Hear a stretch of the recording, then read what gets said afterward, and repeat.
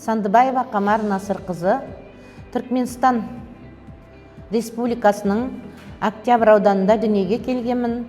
2000 жылы Маңғыстау облысына келіп, еңбек жолымды номер 3 кәсіптік техникалық мектептен бастадым. Сол жерде математика пәнінен сабақ бердім.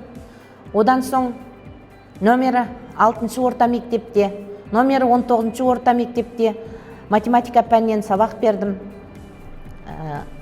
Қазіргі уақытта 12 жылдан бері осы Жаңаөзен қалалық арнайы мектебінде мүмкіндігі шектеулі балалармен жұмыс жасап келемін.